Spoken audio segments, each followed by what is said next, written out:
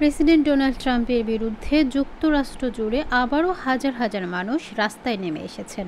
স্থানীয় সময় শনিবার দেশটির রাজধানী ওয়াশিংটন ডিসি, নিউ ইয়র্ক এবং শিকাগো সহ প্রধান শহরগুলোতে বিক্ষোভ হয়।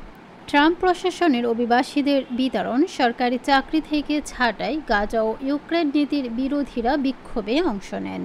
রোববার 20 এপ্রিল ব্রিটিশ সংবাদ মাধ্যম বিবিসি ও বার্তা সংস্থা রয়টার্স তাদের এক প্রতিবেদনে এই খবর জানায়। প্রতিবেদনে বলা হয়, হোয়াইট হাউসের সামনে বিক্ষোভকারীরা হাতে প্লাকার্ড তুলে ধরেন। লেখা ছিল, শ্রমিকের হাতে ক্ষমতা চাই, রাজতন্ত্র নয়। ইসরায়েলকে অস্ত্র দেওয়া বন্ধ করো ও ন্যায় বিচার চাই। গত জানুয়ারিতে ক্ষমতা গ্রহণের পর এটা ট্রাম্পের বিরুদ্ধে দেশ জুড়েই দ্বিতীয় বিক্ষোভ। ট্রাম্পের দ্বিতীয় মেয়াদে যুক্তরাষ্ট্র জুড়ে প্রথম বিক্ষোভের আয়োজন করা হয়েছিল 5 এপ্রিল।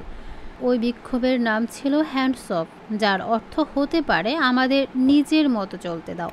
সাম্প্রতিক জনমত জরিপগুলো বলছে ট্রাম্পের জনপ্রিয়তায় ভাটা পড়েছে। সূত্র বিবিসি, রয়টার্স।